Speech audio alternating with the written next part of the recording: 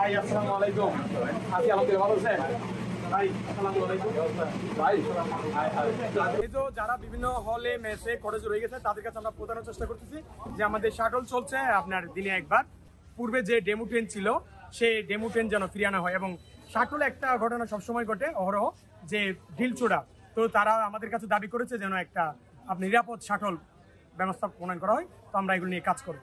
বিভিন্ন জন বিভিন্ন সমস্যার কথা তুলে ধরছে, তার মধ্যে হচ্ছে যেগুলো মেজর, তার মধ্যে হচ্ছে আপনার আবাসন না থাকে। আমরা আজকে কটেজে গিয়েছিলাম, দেখলাম স্বেচ্ছাতে কটেজ কি মানে নির্মম, যে কারণ আমরা হলে দেখি কত সুযোগ সুবিধা, অথচ এখানে যারা অনাবাসিক তারা খুব আপনার কষ্টের মধ্যে দিন যাপন করছে, তো জীবন যাপন করছে। তো আমরা তাদেরকে প্রতিশ্রুতি দিয়েছি যে যদি ছাত্রদল প্যানেল জয়ী হয়ে আসে আমরা দ্রুত সময়ের মধ্যে যাতে আপনার ওদের আবাসন নিশ্চিত করা যায়। যেমন আমরা উদাহরণ হিসেবে উল্লেখ করেছি শাহজালাল হলে আপনার যে এক্সটেনশন, তো সেই প্রক্রিয়ায় যদি আপনার দেওয়া হয় তাহলে খুব স্বল্প সময়ে কয়েক মাসের মধ্যে একটা বিশাল সংখ্যক শিক্ষার্থীদের আবাসন নিশ্চিত করা যেতে পারে। ইস্তেহারে আমাদের সকল যেই সমস্যাগুলো ছোট থেকে বড় সকল সমস্যা আমরা সমাধানের জন্য আমরা অঙ্গীকারবদ্ধ।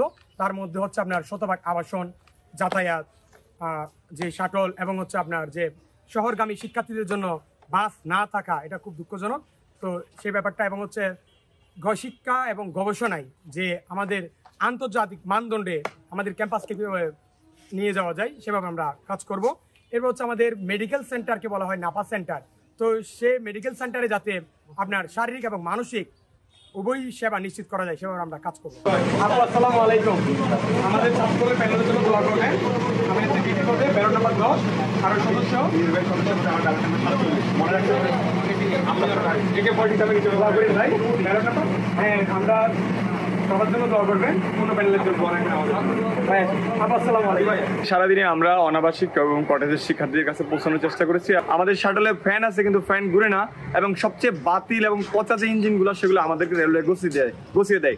তো অর্ধেক রাস্তায় গেলে দেখা যায় ইঞ্জিন বন্ধ হয়ে যায়, ইঞ্জিন ঠিকমতো কাজ করে না। যে বগিগুলো দেওয়া হয় সেগুলো হচ্ছে বিভিন্ন সময় অব্যবহৃত যে বগিগুলো, সিট ছেঁড়া, সেই জায়গায় বা বিভিন্ন সুযোগ সুবিধা ভালো নেই, ফ্যান নেই, সেগুলো আমাদের গুছিয়ে দেয়। কিন্তু বিশ্ববিদ্যালয়ের কাছ থেকে কিন্তু রেলওয়ে ঠিকই আমাদের কাছ থেকে টাকা নিচ্ছে। তো আমাদের মূল কাজ হচ্ছে শাটলের লাইনটা একদম স্মুথ রাখা, সেখানে যেন কোনো প্রতিবন্ধকতা না থাকে এবং ট্রেন যেন ঠিকমতো চলতে পারে।